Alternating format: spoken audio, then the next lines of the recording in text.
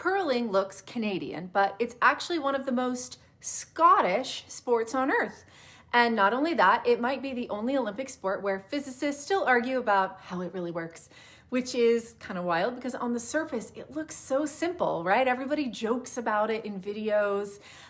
You slide a rock, you sweep some ice, and you yell a lot, and somebody wins. But underneath that, there's 500 years of Scottish tradition, volcanic granite from a single island, and a physics problem that, still challenges scientists.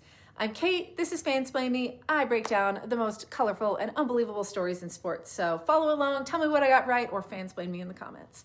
If you grew up watching the Olympics, curling really seems like a Canadian thing, right? And they have dominated. Canada has won more world championships than anyone. They have the deepest talent pool. Their domestic championships, like the Brier and the Scottie Tournament of Hearts, are like, a major religion. So it makes sense that people assume that Canada invented this, but they didn't. Curling was born in Scotland, 16th century. Frozen locks, farmers, stones scraped across ice, no uniforms or arenas, just winter, probably boredom, and a healthy competition. And also probably, let's be serious here, some alcohol. I think that probably played a part. There are written records from the 1500s describing stones being slid across frozen ponds. We have paintings from the 1600s showing early versions of curling games. Scotland, really formalized it. The first curling clubs were Scottish. The first standardized rules were Scottish. The terminology, Scottish. In 1838, the Royal Caledonian Curling Club was founded in Scotland to standardize the rules. Even the word curl, likely comes from the way the stone curls as it slows down. When Scottish immigrants came to Canada in the 18th and 19th centuries, they brought curling with them. And then Canada took it and ran with it. But the blueprint was all Scotland. I want to talk about the stones. They're not just, of course, random rocks. The most modern Olympic curling stones are made from a very specific type of granite, most famously from a small island off the coast of Scotland. And not like metaphorically Scottish, actual Scottish rock, the rock itself. The granite there is uniquely dense and resistant to water absorption. That matters because repeated freezing and thawing can destroy weaker stone. Even each curling stone weighs about 44 pounds, roughly 20 kilograms, and they are engineered with two contact bands, a larger bottom ring and a smaller running band that actually touches the ice. That running band is critical because that tiny strip of granite interacting with the textured ice is what creates the curl. And here's the challenging part in terms of physics. You would think that physics would fully understand curling by now, right? But it's kind of not really. For decades, scientists assumed curling worked like basic friction. You spin the stone, it rotates, it curves, which is simple, right? Under basic friction models, a sliding, spinning object should curve the opposite direction. So when you slide it on a surface and spin it, it turns or curls the opposite way of the spin. It will move off the opposite way than you are spinning it. But curling stones curve the wrong direction if you apply traditional friction theory. The leading theory is this. It's the scratch theory. So as the stone rotates, microscopic scratches are carved into the pebbled ice surface. The trailing edge of the stone, the trailing edge, not the front edge, the trailing edge of the stone, encounters those scratches differently than the leading edge, causing asymmetrical friction. Stay with me. Which creates curl in the same direction of the spin. But here's the problem. Lab experiments actually don't perfectly recreate the effect. Real ice behaves very differently than the controlled surfaces. And sweeping changes the equation even more. Sweeping is about generating friction and actually warming the ice. They're not cleaning it. So yes, Olympic medals are decided by, this really interesting phenomenon. And I think that alone makes the sport really fascinating. And then the ice, of course, is not normal ice. I've already alluded to this. Curling ice is not smooth. It is pebbled. Before a game, tiny droplets of water are sprayed onto the ice. They freeze into little bumps, and that's the pebble. after pebbling, the surface is lightly nipped or shaved to even it out, but the pebbling remains.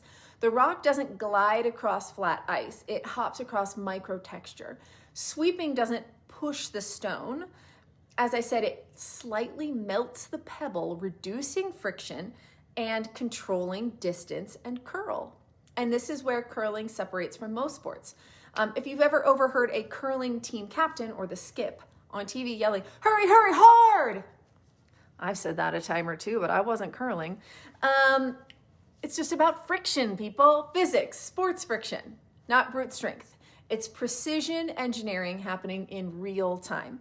And the rules, each team has 4 players. They throw 8 stones per end. The goal is to get your stones closest to the center of the house, which is like that bullseye. But unlike bowling, you can knock your opponent's stones out. You can also guard your own stones.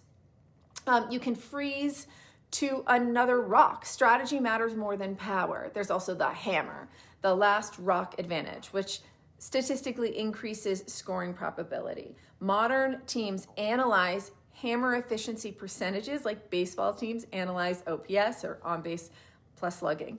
Curling is basically chess on ice.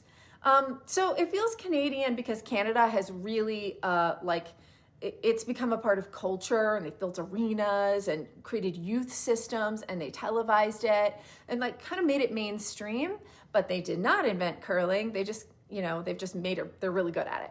But Scotland never stopped owning its roots, its curling roots. When curling appears at the Olympics, Scotland competes under the banner of Great Britain. So when you see Great Britain win Olympic gold in curling, like in 2002 or 2022, that's not random. That's the birthplace showing up and winning, right? Most sports actually kind of drift away from their origin.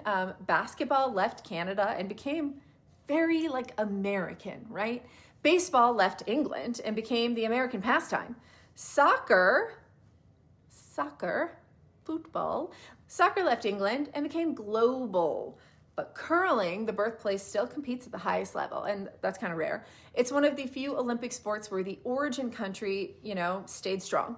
And then add the fact that it's powered by Scottish granite, played on pebbled ice, governed by math, micro scratches, physics. I think it's even better. Curling might look, silly. Some people kind of make fun of it, but I actually think it's a really, really cool sport, and I really enjoy watching it because you get to watch all the strategy, and I think it actually seems like a lot of fun. I just don't think that I would really be any good at it because I don't know. I don't think I have the strategy mind for that. I'm a big picture girl. I'd be like, just push it and hope for the best.